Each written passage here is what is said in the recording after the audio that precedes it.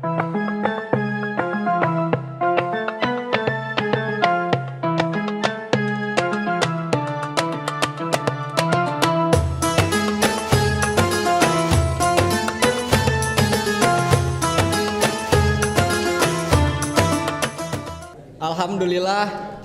wa syukron ala nikmatillah, asyhadu alla ilaha illallah wa asyhadu anna Muhammadan abduhu wa rasuluh alladzi la nabiyya ba'da amma ba'du. Puji serta syukur senantiasa kita panjatkan kepada Allah Subhanahu wa taala karena atas berkat rahmat dan karunia-Nya, terutama nikmat iman dan Islam kepada kita, sehingga kita masih bisa menghadiri pengajian yang diadakan oleh PC Persis Cimahi Tengah. Di ahad keempat ini kita akan mendengarkan materi dari seorang ustadz, yakni Ustadz Agus Priyatna. Langsung saja kepada al ustadz, waktu dan tempat dipersilahkan.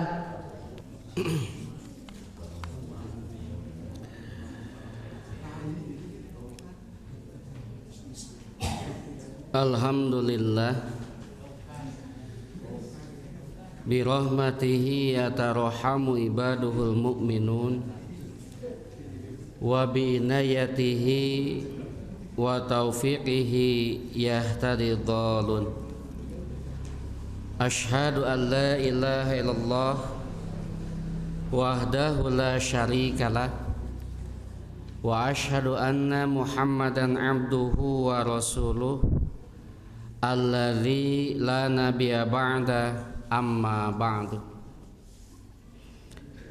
Hadirin ikhwatul iman yang dimuliakan Allah Subhanahu wa taala, alhamdulillah pada kesempatan ini berkat kudrah dan iradah serta inayah Allah Subhanahu wa taala, kita semua bisa bermuajahah berkumpul di tempat ini. Dua kesempatan yang sedang kita manfaatkan yang Allah berikan kepada kita. Kesempatan pertama yaitu melakukan ibadah saum, dan kesempatan kedua yaitu bertolabul ilmi, yang dimana mudah-mudahan dua kesempatan yang Allah berikan pada kita lalu kita manfaatkan secara maksimal, Allah akan memberikan balasan yang setimpal pula, seperti halnya yang disinggung dalam beberapa keterangan.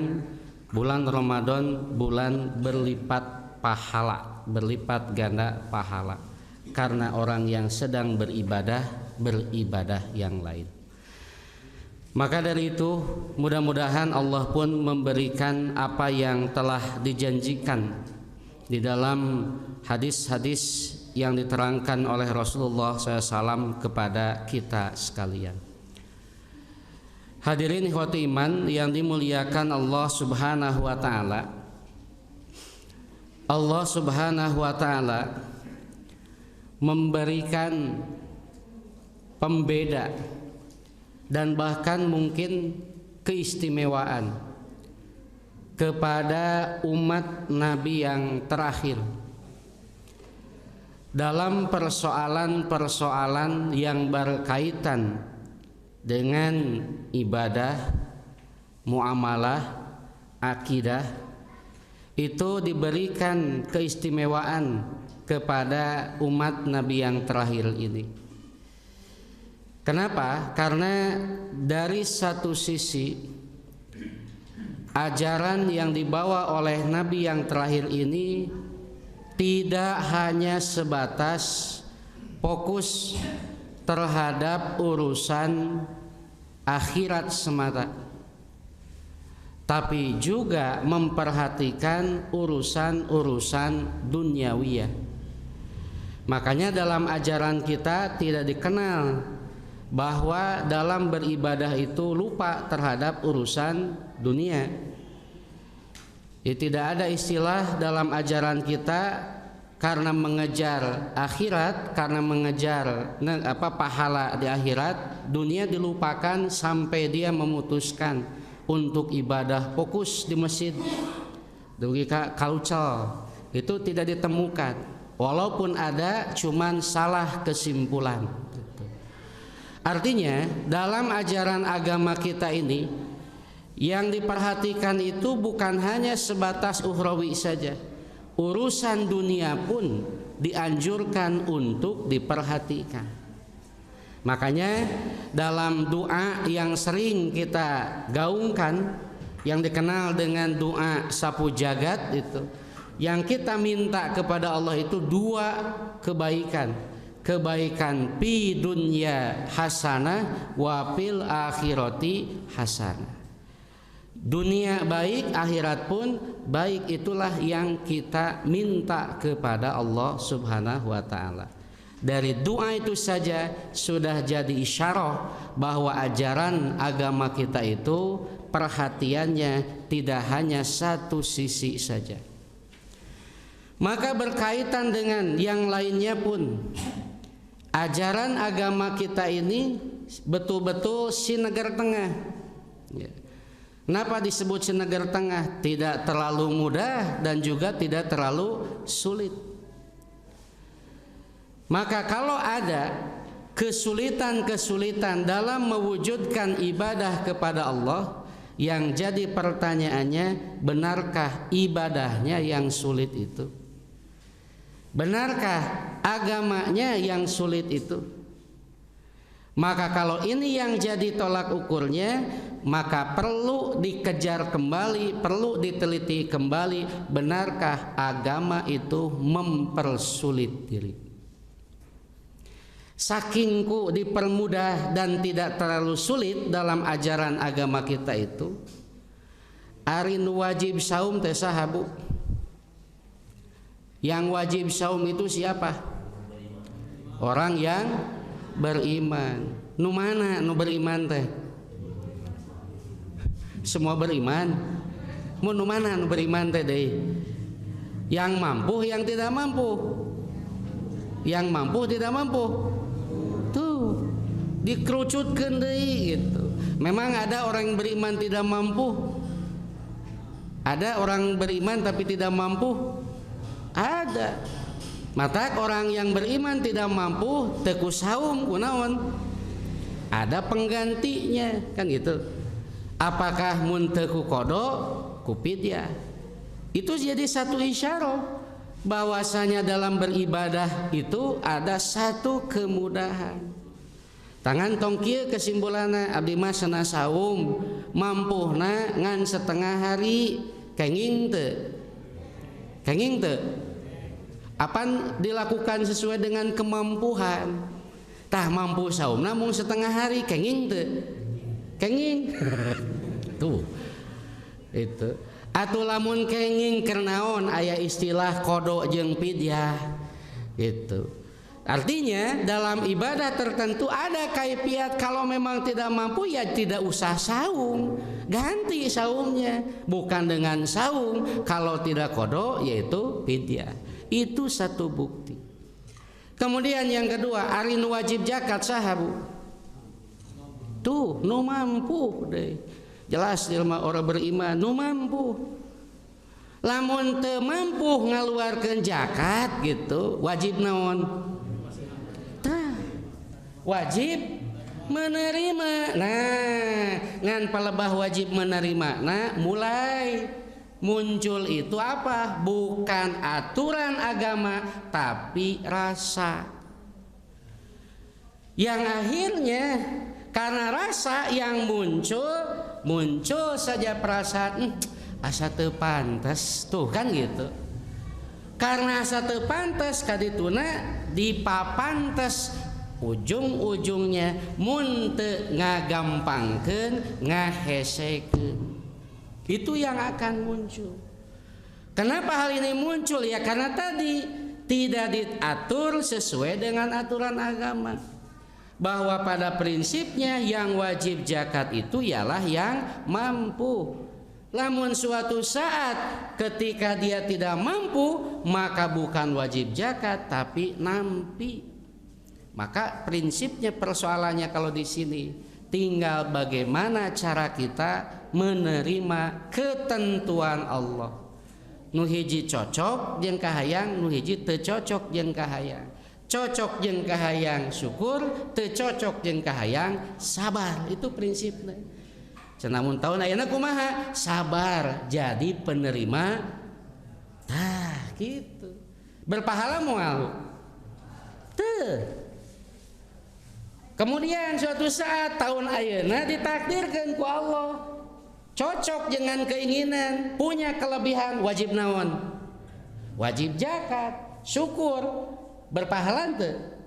Tuh berarti mun kitu mah mending gaduh harta tiasa zakat, mending teu gaduh harta tapi sabar narima zakat. Tuh ya. Mending mana? Hah? Gaduh harta tapi berzakat. Tapi lamun teu gaduh harta sabar narima zakat kumaha Bu? Kenging teu? Tuh duana mun kitu mah maka jadi masalah moal lamun suatu saat ibu aya di handap. Bakal jadi masalah moal lamun suatu saat punten bapak di luhur kade persepsina tong ka mana wae. Bakal masalah moal. Jadi masalah manaon? Ketika ada di atas tidak menerima dengan cara apa? Kupur, wajar masalah. Ketika ada di bawah tidak menerima, tidak sabar, kuku lutus, ini pun jadi masalah. Berarti prinsipnya kalau diterima ketentuan itu tidak ada yang sulit, mudah. Maka dari itu wajar saya berjudul di sini beragama itu mudah, ngantong di mudah gitu. Mun bahasa dagang mah agama teh murah, ngantong di murah gitu. Apa sebagai pijakan atau bukti bahwasanya agama itu mudah? Nah inilah yang kadang-kadang dijadikan pemicu dan bahkan jadi jargon bahwa ibadah teh harus betul-betul pengabdiannya. Nepi ka kudu katingali pengabdian teh berlebih, lamun salat kudu balareuh gitu. Lamun beribadah dengan harta berarti kudu koredas karena teka pamit gitu. Padahal kenyataannya tidak seperti itu. Kenapa? Ternyata dengan adanya surat Toha ayat 1 dan ayat 2 menghapus pemahaman ibadah kudu terus-terusan tanpa perhatian terhadap urusan dunia. Kenapa demikian? Karena kita lihat asbabun nuzul surat Toha ini, yang dari segi terjemahnya dulu surat Toha ini, Toha, kami tidak menurunkan Al-Quran ini kepadamu agar kamu menjadi susah. Artinya dengan ungkapan ini Al-Quran diturunkan kepada kita mempermudah, mempermudah. Tapi sok aya dengan ngerasa sulit ku Al-Quran teh. Tah matak nu sulit teh naonna ieu teh? Al-Qur'annya atau kitanya yang mempersulit diri. Tuh. Ari anu kenging langkung ti hiji keur saha Pak? Ka bapak saes ka ibu. Nu langkung ti hiji keur saha Pak? Keur bapak-bapak. Setiap bapak-bapak kenging langkung ti hiji. Kenging mangga ngan tahu diri gitu meureunan punya. Nuhun kitu ieu mah sakali angkat gejretkeun ya Bu. Ya kalau sekiranya tidak mampu tong maksakeun diri pan meus-meus ka ibu-ibu disingsireuna teh sunah halal. Nya ke heula teh nu halal teh nu manana heula. Tong nepi ka ongko halal tapi jadi bahan gegeyan yang akhirnya rusak syariat gara-gara dipermainkan. Betul dipermudah ngan keur saha heula. Jangan mentang-mentang itu aturan agama, disingsienan ibu-ibu, salah kaprah. Maka kalau begitu Al-Quran diturunkan untuk menakut-nakuti. Pada hakikatnya Al-Quran diturunkan bukan untuk menakut-nakuti, memberikan kemudahan. Mata kok gerak pahami deui gerak kalimatna. Kumaha kalimatna teh Pak? Da apa bapak-bapak mah? Cok, kayak ibu-ibu mah pasti hilap eta teh. Cok, kumaha Pak? Anu kenging langkung teh hiji teh Pak? Tuh, geuningan jol norolang we. Nah ditalar. Cobi kalimat terakhirnya. Fa in khiftum an ta'dila pawa tuh. Lamun anjeun sieun teu sanggup adil, ari adil teh adil naon Bu? Tuh, tabang tarikna ibu-ibu mah hiji we cenanya. Nuhun kan gitu. Ini yang kadang-kadang dijadikan jargon untuk menjatuhkan dan saling menjatuhkan. Padahal kan prinsip dalam ayat tersebut kaitannya apa? Bukan 1, 2, 3-nya, tapi takdilnya. Berarti mun kitu teu sanggup adil mah hiji oge. Tuh, merenan kitunya. Maka gitu atuh bakal sanu jomblo. Nah, ini salah satu contoh konkret. Litas kok bukan untuk mempersulit tapi mempermudah. Sebab suatu saat mah tong hariwang Pak nu bakal demo teh lain bapak kepada ibu-ibu untuk memberikan kebebasan lebih dari satu. Hiji bangsa mah nu bakal demo teh ibu-ibu.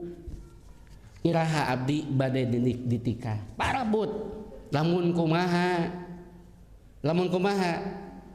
Kalau stok laki-laki sudah mulai berkurang, sok we rawaskeun. Terus teu mangga di daerah mana? Daerah luar matos mulai.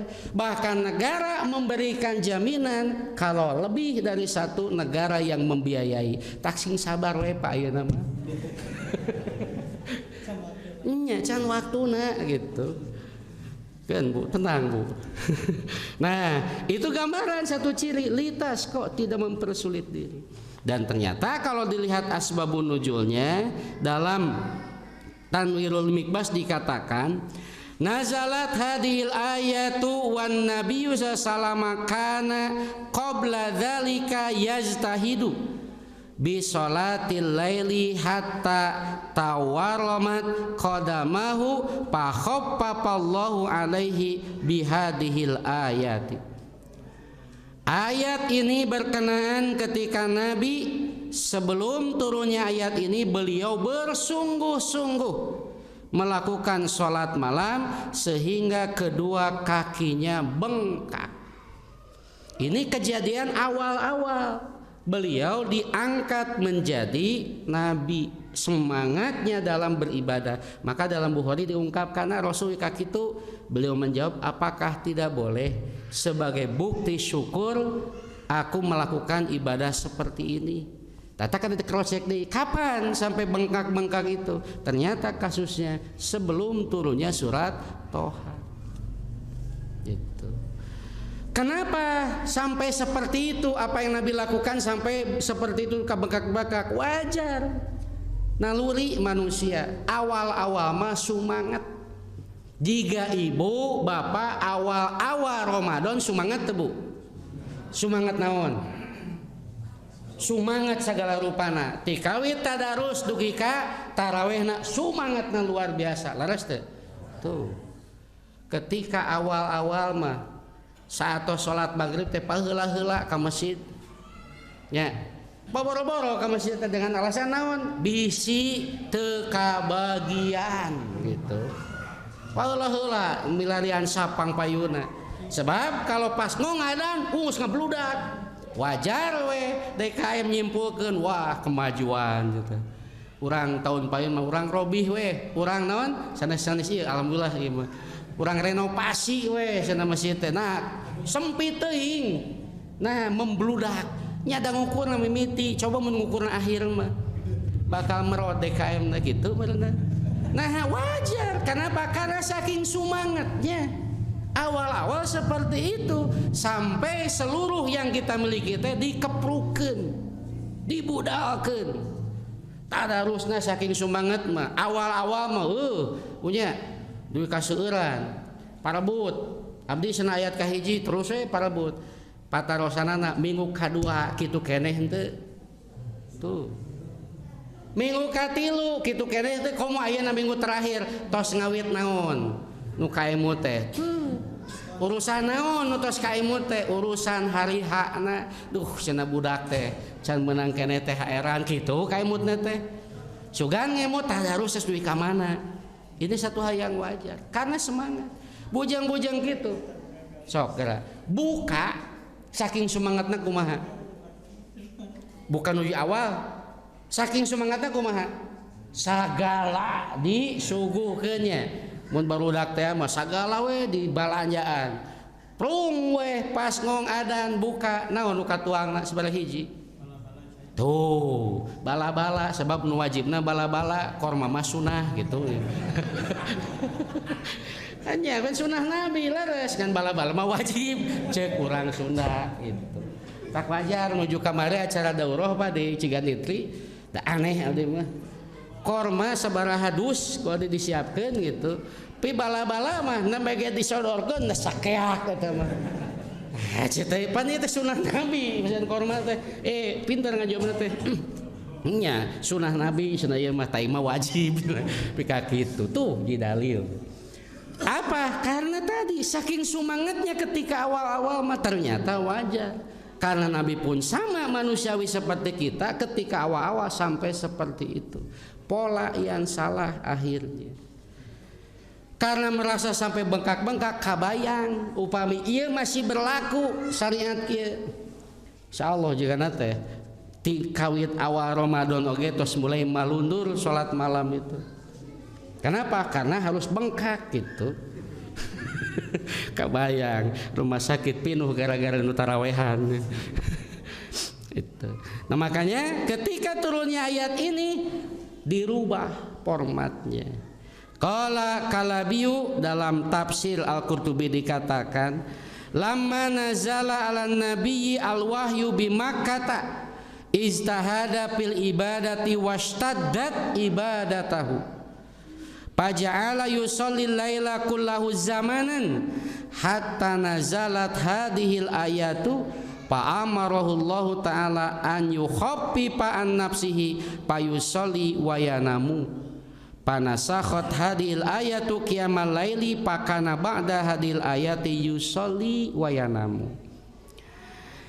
Al-Kalabi berkata ketika wahyu turun kepada Nabi SAW di Mekah beliau bersungguh-sungguh dalam beribadah bahkan lebih keras lagi dalam beribadahnya jika nu nembe lebet ieu nya anggota semangat pisan pas kadinakeun geuningan kieu di jamiah teh seueur kecewana kitu nya da eta mah nu awal-awal lebet mah sabaraha cenah pakohna dilunasan dugi ka 5 tahuneun nah kadinakeun terus apal kumaha belangna sesuai belangna pahit jeung amisna di jamiah mulai ngahuleng gitu kieu geuningannya di jamiah teh tuh mulai berbalik pikir keluar gitu. Nah, kenapa ya wajar tadi semangat awal itu seperti itu. Maka dengan adanya aturan agama mengatur Islam itu meh teu habis semangatna di awal, kontinuitas yang dijaga. Kumaha carana tong digebrokkeun sekaligus, cicil. Gitu. Itu kaifiatna tata carana. Nah, makanya ketika awal-awal beliau itu sholat sampai semalam suntuk sampai turunnya ayat ini lalu Allah Ta'ala merintahkan untuk meringankan dirinya kemudian beliau sholat dan tidur. Maka ayat ini menghapus sholat malam semalam suntuk karena setelah turun ayat ini beliau sholat dan tidur. Lalu kata Al-Qurtubi, ayat ini memberikan sebuah penjelasan ma'anzalna alaikal qur'ana litanhaka nafsaka fil ibadati wa tudhiqahal masyaqqatal padihata wa mabuista illa bil hanifiyati samhati. Maksudnya tidaklah kami menurunkan Al-Qur'an kepadamu untuk menyiksa dirimu dalam beribadah dan juga membuat dirimu merasakan kesulitan yang memberatkan. Dan tidaklah kamu diutus melainkan cenderung memiliki sifat bermurah hati. Jelas we nama agama teh yusrun. Ngan kade saya mengingatkan ke pemuda kapasisme sanes wilayah abdi ngan kasintereuk meureun. Nah, jangan sampai jamiah lebih sulit daripada agama, maksud anak teh. Kitu teh. Praktek di lapangan. Kitu teh. Ya kan agama saja mudah. Dari ayeuna jamiah diasa leuwih berat, leuwih asa hese tibatan agama tak wajar teu kalaluan. Tuh. Kan orang maju langsung ketika teu hadir sakali di blacklist, teu sam'an wa ta'atan. Nah main kitu wae. Boleh tidak bersikap seperti itu? Boleh dalam kondisi tertentu, tapi kalau setiap kebijakan gitu disingseunan teu saman wa ta'atan cenah ka jamiah. Kira-kira jamiah bahkan yang sudah, jangankan yang belum, yang sudah saja akan bagaimana kalau kebijakan terus susah seperti itu? Bukannya mempermudah tapi malah mempersulit. Konsekuensinya bukannya mau mendekat tapi akan lari. Gitu. Tah, Bu, Pak, upami bapak jeung ibu aya ningali di masjid anu nyiduh bakal dikumaha ku bapak jeung ibu. Tah geuningan ya, da laskar mutasadid mah kieu ya. Main carekan wae. Suatu saat ayah ibu atau bapak ningali di masjid jual nyiduh tadi masjid teh. Carekan tong Pak Bu.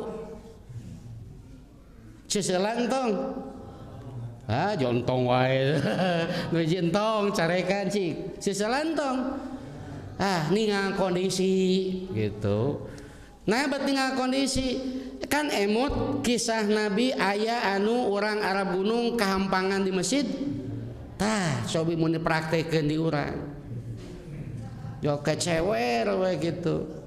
Tuh nah apa nu ayeuna bet dicarekan. Tuh sabab kan ke zaman Nabi mah hiji anu hal wajar. Kenapa sampai ada orang Arab gunung kencing di dalam masjid? Karena kabayangna anu sok biasa kehampangan di nu tatangkalan mah kitu.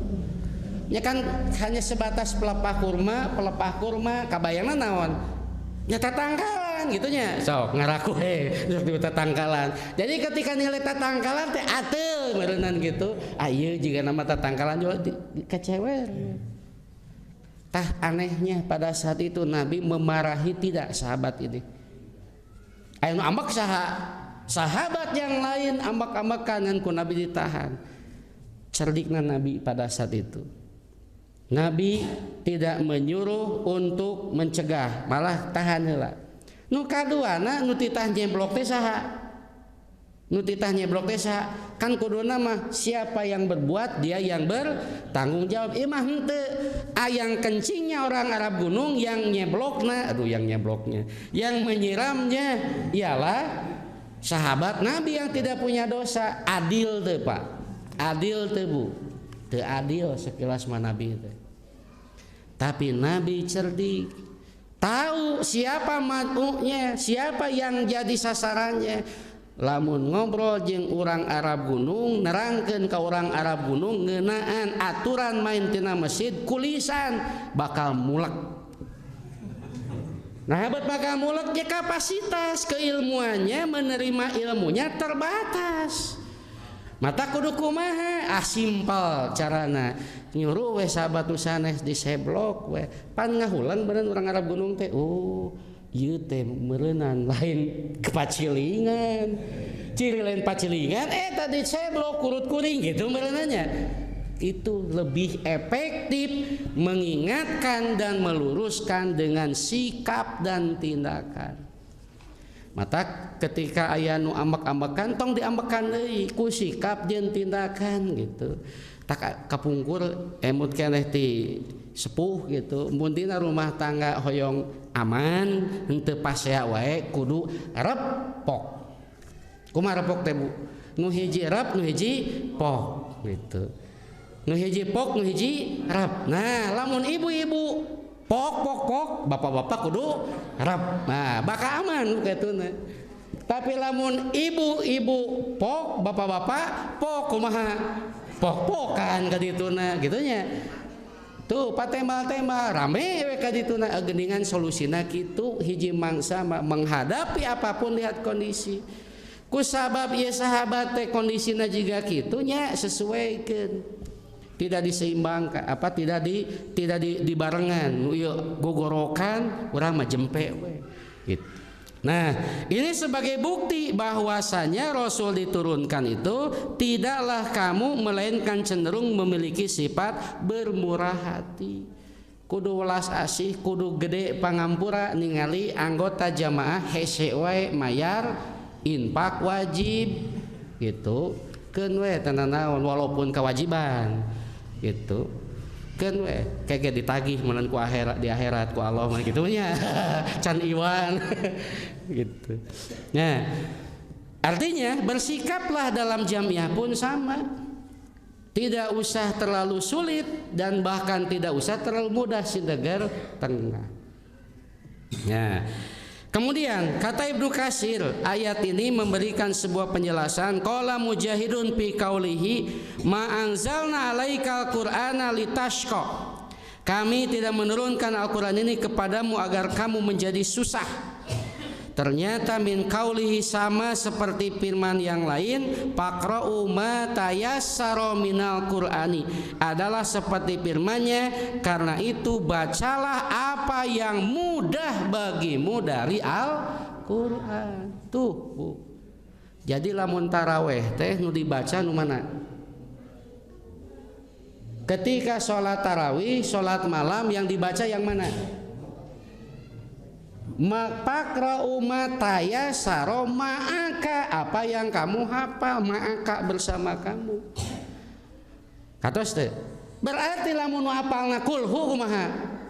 Tah gitu. Ya, ya tenan naon. Aya nu kitu? Aya. Geungeureukeun tong teu kudu digeungeureukeun, kapasitasna sakulhueun gitu. Ya. Artinya jangan merasa minder dan jangan merasa kecil hati kalau seandainya dia mampunya itu menghafal kulhu hungkul. Tiap sholat teh kulhu deui jeung kulhu deui gitu. Teu masalah gitu karena mampunya segitu. Bahkan bujang-bujang gitu kan dinu hadis kumaha bahasana nugika teu tiasa baca ayat Quran wae ge cukup baca naon? Alhamdulillah, Allahu Akbar. Kan gitu nya. Mudah teu Bu? Mudah. Tah cenah naha cenah pan imam teh kudu palaranjang. Betul. Rasul mengajarkan jadikan angkat imam itu yang paling banyak hafalan Quran, itu yang pertama, satu hal yang wajar. Ngan lamun di antara komunitas di Cimahi Tengah numpang jago jeung apana teh kulhu hungkul kumaha tah. Angkat imam nya angkat we. Sebab nu sanes mah teu arapaleun gitu. Tuh bagja jigana teh mun tarawih numpang apalna teh imam kulhu hungkul tereh gitu teh. Tuh, kan itu. Ini jadi prinsip kemudahan. Gitu. Nah, ternyata di Cimahi Tengah nu apalna teh 30 juz. Pang apalna eta kudu jadi imam, nyawayana jadi imam. Tah, timbul pertanyaan, ari makmum kumaha mun di imaman anu eta imam teh apal 30 juz. Sok Bu, di Cirian moal ku Ibu. Tah, sepakatnya kompak gitu. Di Cirian pokokna mah KDKM omat entong ngulem ustad nu apal 30 juz. Da kabayangna ketika praktek salat teh kudu ngadeg teras. Sok geura bakal kitu. Wah, terus mun teu batuk teh mah amin gitu. Ngeh we terus ka imam teh. Naon disebut teh? mengintimidasi, mengintimidasi imam duka imam ge bingung ieu teh. Gitu dek maca teh, dek nu tadina panjang ku sabab tos seueur nu amin, seueur nu batuk jadi kumaha ya. Diponokan pek teh mutna nu panjang deui, atuh beuki we ngehkeh gitu. Kan berisitnya mah pakrau mata yasaroma kaminal Quran tak kirian akhirnya mah. Cenah apalna ieu mah ieu we. Ini pun jadi dalil juga bahwasanya berdasarkan keterangan ini menurut pendapat saya pribadi bahwa ketika sholat membaca mushaf itu tidak dibenarkan. Kenapa? Karena sama saja dengan takaluf, memaksakan diri. Sedangkan agama itu yusrun, mudah gitu. Ya kan disebut mudah teh lain artinya kudu maksakeun gitu nya, sakamampuhanana. Nah, kemudian sebagai bukti, taya keur solusi, Bu. Kalau ibu suatu saat mengalami seperti ini di imaman anu imamna panjang pisan bacaan teh kusab 40 juz tiap rakaat sajuz aya nu kitu teu tiap rakaat sajuz nepi ka tarawih teh tamat 30 juz teh kabayang nepi ka subuh ngan ya minimal berenang teu sajuz acan ketika tarawih tapi panjang we margi nu biasana naon nu pondok wae gitu. Ternyata ada solusi. Solusina kumaha? Ibu teu kedah batuk, teu kedah amin, teu kedah usul ka DKM dicoret imam nu kitu. Entong. Kumaha usulna? Tah ieu hadis ieu. Kita lihat hadisnya. Anas bin Malikin radhiyallahu anhu qala. Dari Anas bin Malik semoga Allah meridhai kepadanya dia berkata dakhalan nabiyyu sallallahu faida hablun mamdudun baina sariyataini. Pada suatu saat suatu hari Nabi masuk ke masjid kemudian beliau mendapati tali yang diikatkan dua tiang. Faqala kemudian beliau bertanya ma hadal hablu, apa ini? Tali apa ini? Para sahabat bingung dilaporkeun da istri Nabi ieu teh sanu mindabalna. Laporkeun we. Qalu para sahabat menjawab, "Hada hablun li Zainab." Ieu tali teh kagungan Zainab. Yang di mana ketika paida patarot ta'alaqat lamun tos capek teu batuk Zainab Bu. Teu amin mun tos capek tos teu kiat nyalan dewe kanu tali gitu. Nah dengan kejadian ini oleh Nabi diluruskan. Faqala Nabi sallam kemudian Nabi SAW bersabda la haluhu liusalli ahadukum nasyatahu faida fataro pal yakut. Jangan ia lakukan demikian, hendaklah seorang dari kalian tekun dalam ibadah sholatnya dan apabila dia merasa letih, sholatlah sambil duduk tuh. Jadi solusi teu Bu. Moal protes, tong protes ka DKM mun aya imam panjang teuing, bapak jeung ibu tos teu kiat cali. Nah tuh teras ngadeg gengsi tuh rasa yang main seperti tadi di mukadimah. Saya teh ketua jamaah manya sholat gengsi yang muncul ditinggal ya tuh ku anggota atau saya teh ketua cabang manya sholat bari cali gengsi yang muncul rasa yang muncul yang akhirnya apa karena rasa yang muncul aturan pun dikebiri jadi memaksakan diri. Mata kusabab memaksakan diri kaditune maksa diri sangkan apa sangkan DKM mencoret imam yang panjang tuh gitu maksakan katanya maksakan ke DKM padahal mah ada solusinya atau ku batuk atau ku amin itu keluar ternyata Nabi pun sama silakan dicek dalam Bukhari dalam bab sholat malam itu ketika usia memang sudah muda ya sudah muda ya berarti tua ya kan datang sudah tua berarti naon sudah muda ya ketika sudah muda ternyata Nabi seperti itu beliau sudah tidak kuat duduk sholat teh. Lalu ketika tinggal beberapa ayat lagi, beliau sudah mun pagal natos ieu teh ngadeg deui tas ditamatkeun dibacaan anak. Cik kira-kira lamun sholat dilakukan seperti itu, mudah sulit sholat. Tuh. Cenah saheureuyan da tong dirasa-rasa aturan. Kalau memang tidak mampu, ya lakukan sekemampuan. Jangan memaksakan. Ya, mun kitu siap pada DKM masang deui imam anu hafalana para ranjang. Wah, aya semangat DKM teh. Ternyata inilah cerdik dan surtinya Nabi. Yang diingatkan oleh Nabi itu bukan makmum saja, harus mengerti keadaan imam. Ternyata di sisi yang lain mah imam pun diingatkan oleh Nabi harus mengerti keadaan makmum. Tuh ini disebut repok teh gitu. Makmum diajarkan ku Nabi sangkan sadar, tahu diri. Imam pun sadar sama. Bagaimana ketika kasus ada imam panjang teuing sahabat muparokohnya. Kantos hadis lainnya.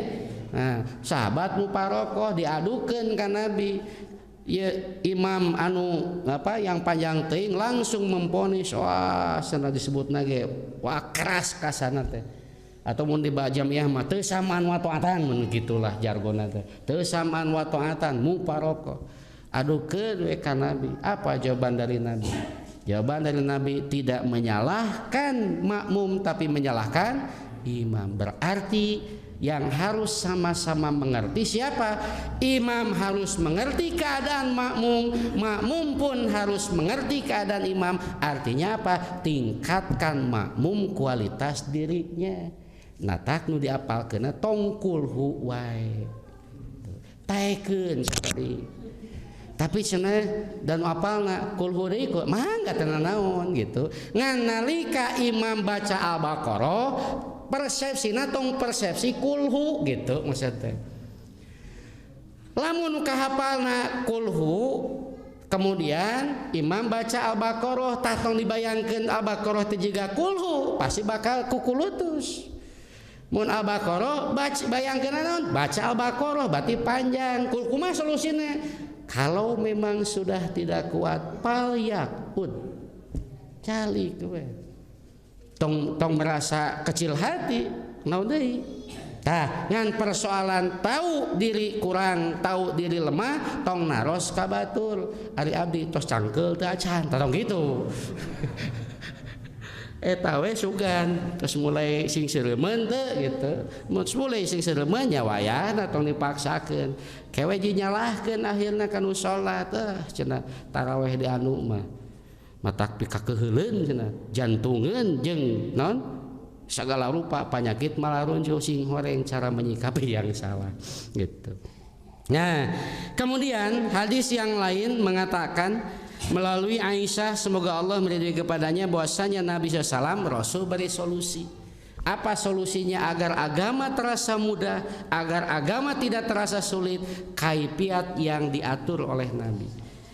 Suatu saat ketika itu beliau masuk ke rumah Aisyah, terjemahnya saja ya.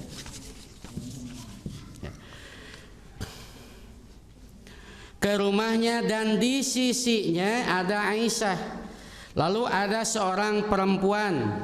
Lalu beliau bertanya, siapakah dia itu?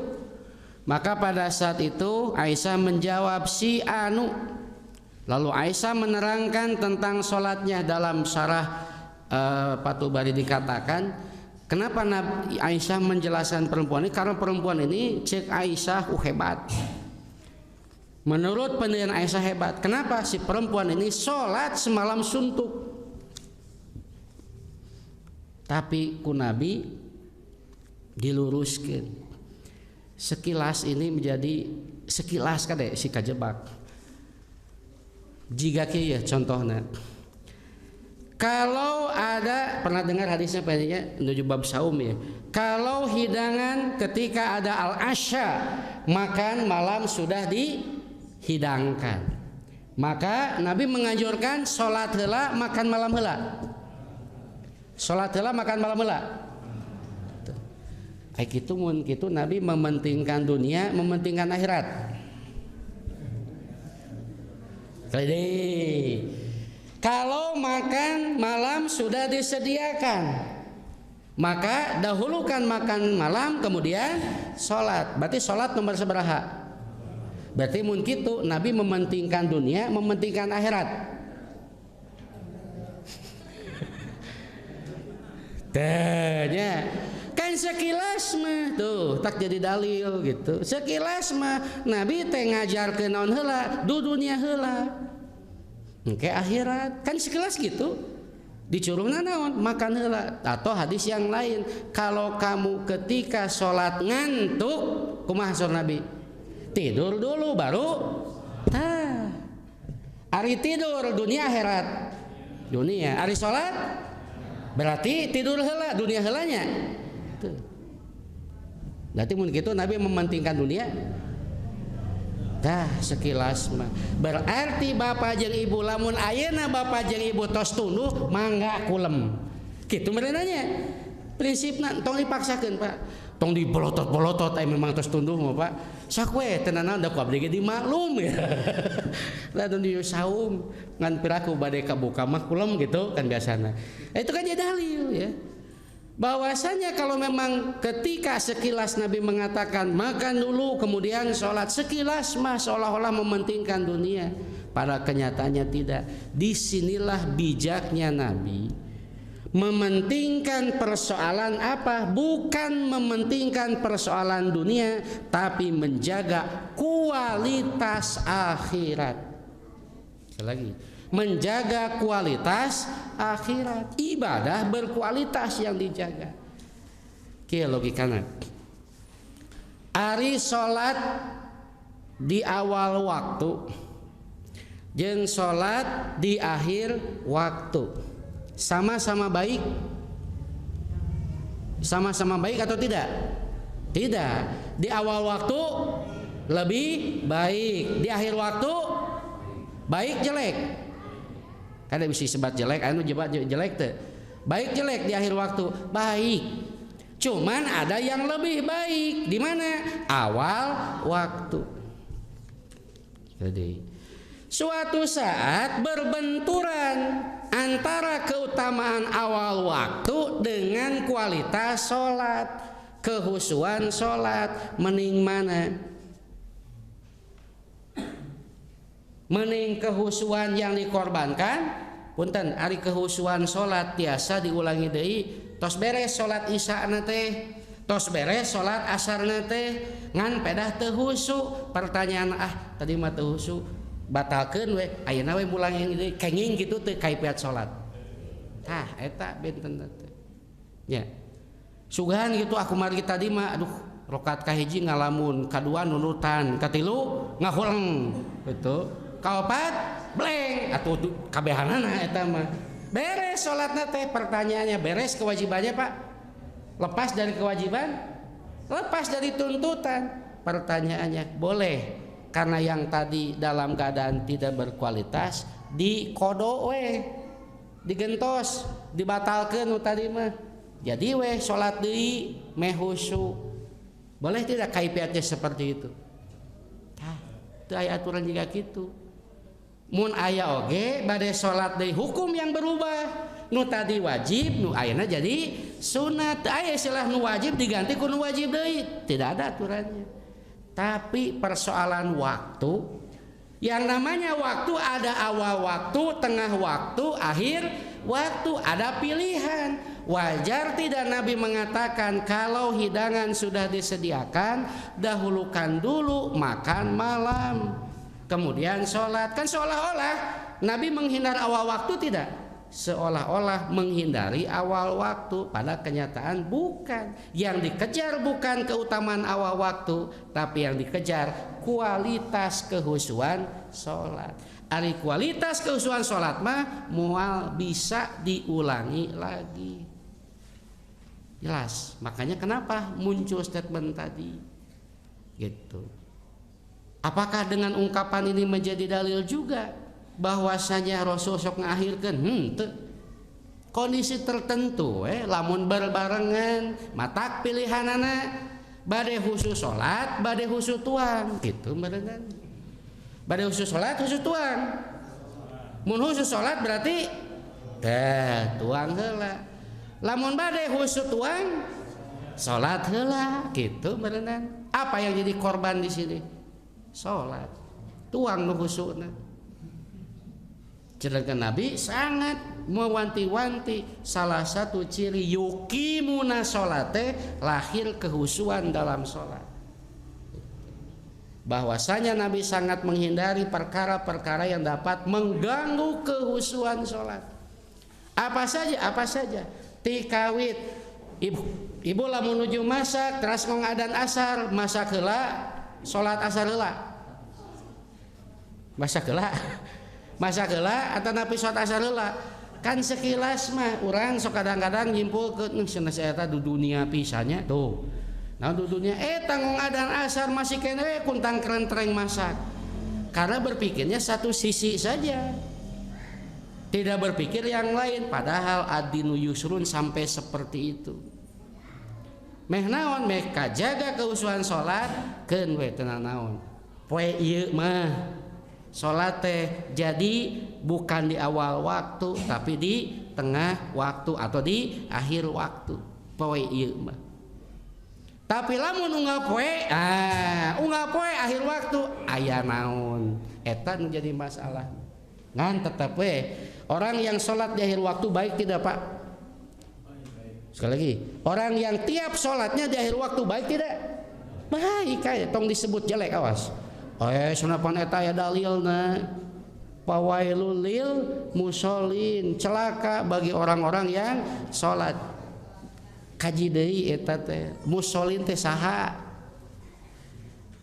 teu kieu kalimatna ayat teh pawailul lil yuqimus shalat teh kitu pawailul lil musallin ternyata kaitan jeung urang munafik eta mah celaka bagi orang-orang yang salatnya sahun lalai kumaha anu dosa teh naonna lalena atanapi akhir waktuna tah gitu jadi lamun aya kejadian bapak milih teh akhir waktu salat teh baik tong dianggap teh baik ngan logikana meureunnan bapak ieu mah leuwih resepna naon panggorengna dinu kasep gitu ya resepna teh eta panggorengna dinu kasep mun ibu-ibu akhir we salatna teh panggeulisna panggorengna dinu geulis gitu panggorengna dinu geulis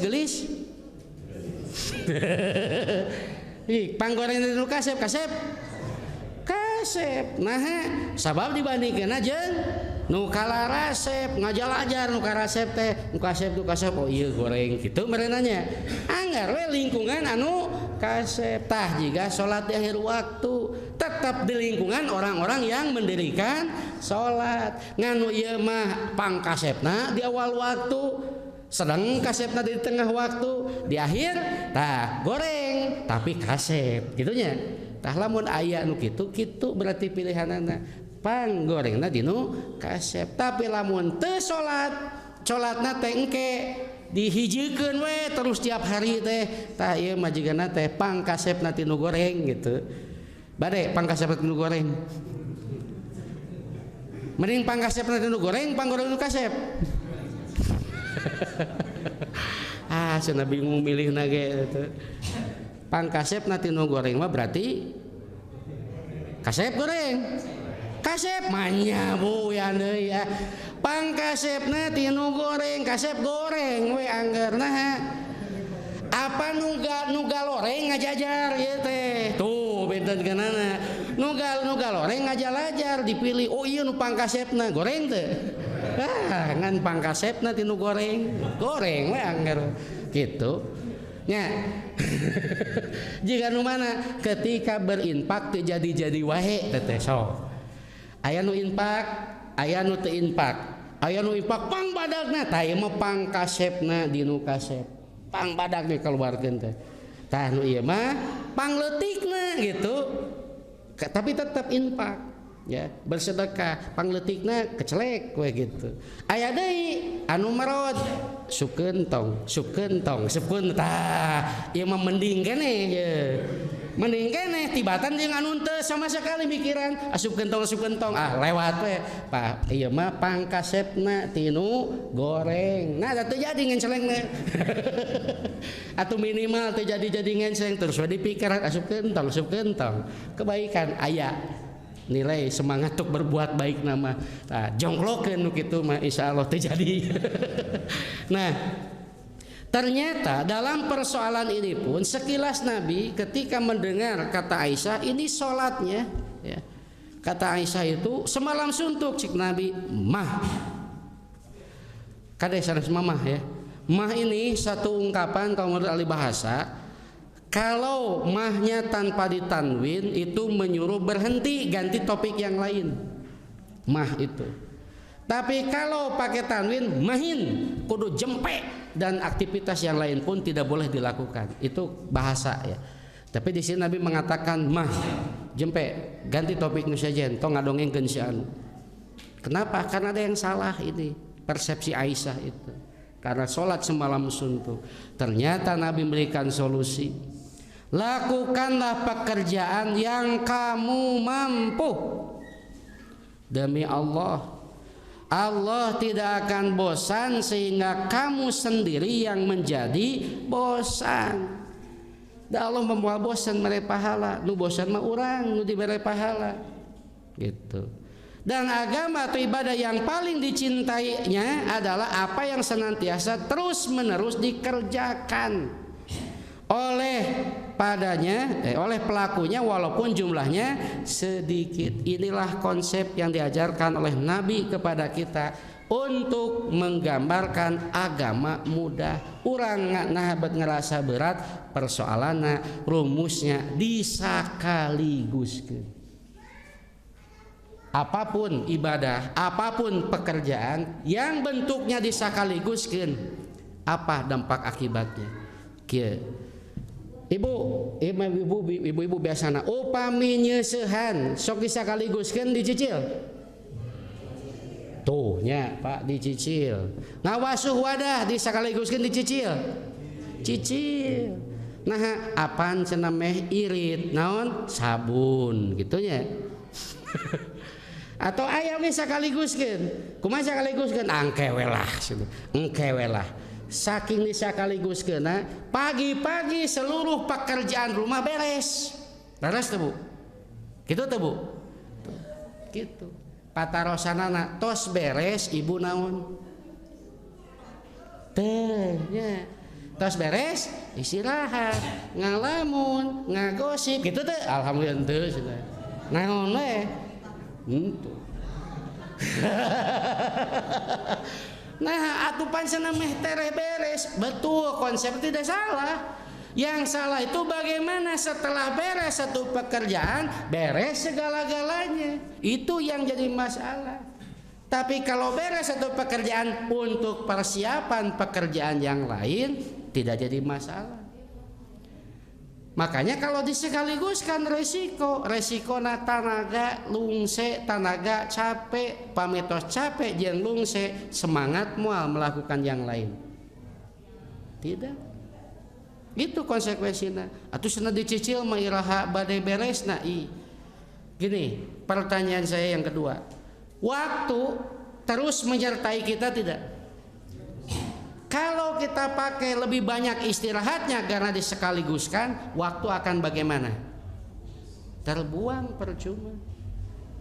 Tapi lamun dicicil, nikreh-ngereuy, bagaimana sikapnya? Walaupun sedikit demi sedikit, kemudian pada saat itu Allah memanggil kita, tapi dalam keadaan sedang melakukan pekerjaan yang ringan, tapi terus continue. Itu lebih baik, lebih berharga ketimbang ketika Allah memanggil kita urang nuju lalason istirahat. Mending mana? Dipanggil Allah dalam keadaan bekerja walaupun kecil, atau dipanggil dalam keadaan sedang istirahat? Tentu akan memilih dipanggil teh nuju didamal we kahoyong mah. Ternyata Nabi memberikan solusi, cicil. Kumaha cicilna salat malam? Tidak salat semalam suntuk diseepkeun saharita keneh. Tapi Nabi mengajarkan salat tidur, salat tidur. Itu disebut dicicil. Kenapa? Ritme terjaga, ritme terpelihara yang akhirnya tidak merasa berat dalam beribadah. Nah, berat tadi teh diselewegeun, disakaliguskeun. Matak sodakoh yang paling baik nu kumaha dicicilna punya sakadik we gitu teh. Tah eta mah lepat praktek nu kitu mah Bu. Nya pan kudu dicicil cenah. Cicil we cicilan. Nah, maka Nabi mengatakan lakukan sesuai dengan kemampuan, lakukan walaupun kecil. Ini bagi siapa? Bagi orang yang tadi cara polanya sakaliguskeun, tos beres sekaligus istirahat we kajurna. Banyak waktu terbuang. Gitu. Tamatak kajian oge simkuring mangusulkeun entong dugi ka sahari teh full kajian. Nyesok geura ibu-ibu mah atau bapak-bapak pagi-pagi kajian, siang kajian, sore kajian, malam iraha ngamalkeunna habiskan dengan kajian. Nah itunya itu kalau dipaksakan diberebetkeun disakaliguskeun gitu, itu konsekuensinya akan cepat lelah, waktu akan terbuang banyak percuma. Maka Nabi mengatakan tuntut bervariasi dengan cara sedikit demi sedikit. Kenapa? Karena Allah yuridullahu bikumul yusra wala dugi ka maghrib teh Pak. Asli dugi ka maghrib, aduh. Apa kieu maka dia tadi ya digana teh. Yuridullahu bikumul yusra wala yuridu bikumul usra. Allah menghendaki kemudahan bagimu dan tidak menghendaki kesukaran bagimu. Ini yang jadi poinnya. Allah menginginkan kemudahan bagi kamu, bukan kesulitan. Matak pap alu mas tatotum, lakukan sekemampuan kamu. Apa mampu jeung teu mampu siapa? Bukan orang lain, diri sendiri yang tahu saya mampuna sakieu. Saya mampunya seperti ini, jangan langsung disalahkan. Lamun aya nu nyumbang tanaga ketika pembangunan ngan sabatas ngangkat ember hungkul gitu Pak. Bersikap husnudon, oh mampu ngangkat ember hungkul. Ngan masalah teh ari amalan ngangkat ember, pahala hoyong ngebangun keseluruhan masjid eta nu lepat nama. Panyawat diurang eta nu kitu. Amal hoyong biasa tapi pahala hoyong luar biasa. Moal kajantenan. Allah mengendaki kemudahan. Kenapa? Karena Nabi mengatakan an Abi Hurairah radhiyallahu anhu, terjemahnya saja dari Abu Hurairah, semoga Allah meridhai padanya, Nabi SAW bersabda, sungguh agama itu mudah dan ringan, dan tidaklah seseorang memberatkan agama ini kecuali akan mengalahkannya. Seperti hadis tadi, nu bosan mah lain urang, ilmu nu bosan mah lain Allah urang. Allah memual bosan kalau terus memberikan pahala. Agama memual hilang kalau suatu saat kita tidak melakukan. Justru kita sendiri akan merasa terbebani dan terberatkan oleh aturan. Tak lakukan sekemampuan. Maka luruskanlah bagi yang belum lurus, dekatkanlah bagi yang belum dekat, dan bergembiralah. Jangan terlalu banyak di singsieunan, suatu saat mah kasih kabar gembira. Takumargi adinu yusrun, rupina atau swipe aja pan mudah agama teh.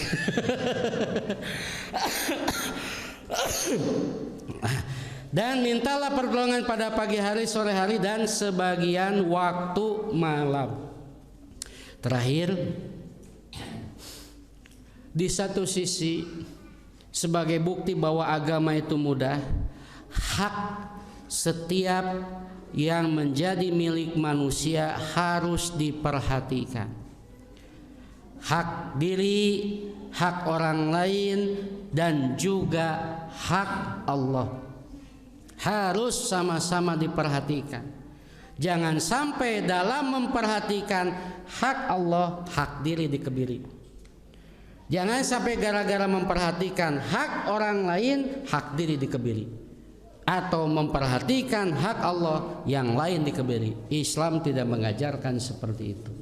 Seperti kasus hadis yang dimuakhadkan antara Salman dan Abu Darda, yang dimana pada saat itu Salman dan Abu Darda ini, ketika Salman berkunjung ke rumah Abu Darda, dilihatlah istri Abu Darda ini kucal, teu karawat, teu kaurus oleh Abu Darda itu. Akhirnya istrinya mengadu kepada Salman, tuh cenah dulur anjeun nepi ka kieu. Salman merasa kaget melihat istrinya yang tidak terawat, berarti jadi dalil kewajiban siapa merawat istri itu, Pak? Tuh, jadi tong kaget namun hiji mangsa ibu ditingali ku bapak tepi kabitaheun. Nyapunya nu lepat saha? Bapak. Berarti bapak kada ngamodalan mun kitu mah, lamun hoyong ningali ibu pi kabitaheun. Ngan urang mah sok kitu, ari kabatur pi kabitaheun, ari kanu milik sorangan teu pi kabitaheun. Kumaha solusina? Aya resepna, poles, Pak. Sangkan pi kabitaheun gitu. Berarti kumaha modalan. Tuh, asa dibela. Modalan gitu. Tak sesuai we banyak tuh gitu. Ternyata ini kelakuan Abu Darda saking apa? Fokus ibadah. Tadi toel-toel acan mun cek ieu nama istrinya itu. Sebab nah tadi toel-toel acan bade kumaha noelna tuh. Sebab Abu Darda ini kalau siang saum, sok iraha noelna Bu. Terus malam salat semalam suntuk, aya waktos kanggo noel. Bujeng-bujeng ngadang-dangan gitu, noel wae ge teu aya tuh. Itu Abu Darda sampai seperti itu. Tapi kalau dilihat dari sisi yang lain tentang begitu perhatian terhadap agamanya, bagus tidak Abu Darda? Bagus. Mengenyampingkan urusan dunia. Ini pun suka disalah artikan. Sana kudu ngabela agama kudu dikorbankeun segala rupa. Betul kondisina keur iraha, Pak. Entong disamakeun, entong dipukul rata. Nabi ka dalam rumah tangga ge dipukul rata demi akhirat, Bu. Demi dunia mah keun we ken nuturkeun akhirat nu penting mah mohon lepat gitu teh. Sampai ditinggalkan istrinya, tidak diperhatikan istrinya. Maka istri Abu Darda mengadu kepada Salman. Salman cerdik, cara mengingatkan Abu Darda tidak dengan basa-basi tapi dengan sikap dan tindakan. Nah, ketika bertamu kepada Salman, Abu Darda sedang saum, disuguhan ke Abu Darda teh. Cek Salman, saya moal makan, lamun ieu teu makan. Cerdik oge. Punten, ari nyugemakeun tamu, menghargai tamu wajib sunat. Wajib sunat, Bu. Tah. Kalau saum sunat wajib. Kade, ongkos saum sunat tapi wajib. Nah, kena proporsional ya, yang profesional. Artinya jangan gara-gara melaksanakan yang sunat, yang wajib dikebiri. Itu yang salah. Makanya ketika Abu Darda datang menyodorkan makanan oleh Salman, ditolak heula. Pan saya teh tamu. Kan juga makun tamu teh bagian tinu kewajiban. Sedangkan kamu sedang saum, saya kumaha? Sugema moal tamu, nya moal wayahna ikut makan. Atuh teu bisa kumaha, teu bisa nolak. Makan. Ini jadi solusi. Berarti yang dimaksud dengan adin yusrun teh kenapa jadi berat? Karena sudah ubah aturan hukum. Nu tadina sunat jadi ngerasa wajib gitu. Tak nepi ka abdi mah moal cenah. Nah, lebar tah rasa deui nu muncul teh. Jadi kalau suatu saat bertentangan antara yang wajib dengan yang sunat, jangan sampai yang sunat mengalahkan yang wajib. Kenapa sholat semalam sunduk dilarang? Kan sunat. Ari pas sholat subuh, tah, makanya naon junti ngelehkeun jati gitu. Kan jati subuh mah salat malam mah sunat tatong Nabi ka kitu. Saum pun sama. Nyugemakeun ibu, nyugemakeun seorang istri wajib tidak Bu? Wajib. Balikeun nyugemakeun caroge wajib teu Bu? Wajib, sama-sama wajib. Berarti kalau dalam rangka menyugemakan seorang istri wayahna bapak tong mereka doang punten Bu nuju saum sunat lebar tatong gitu wayahna we sugemakeun naonnya tadi gitu pamihoyong ningalina pi kabitaeun modalan sangkan jadi pi kabitaeun gitu. Nah kemudian malam hari ketika pas mau tidur Salman ketika mau tidur Abu Darda gugah cek Salman teh heula tidur bareng jeung kuring. Salman pun cerdik deh memberitahu kepada Abu Darda mengutamakan yang paling utama salat malam itu di mana? Akhir malam tah. Pas ketika akhir malam bangun gugahkeun ayeuna mau urang salat cerdik bareng sholat itu. Ketika esok harinya maka kedua-duanya mengadu kepada Nabi dan setelah diadukan kepada Nabi yang dibenarkan siapa? Salman bukan Abu Darda.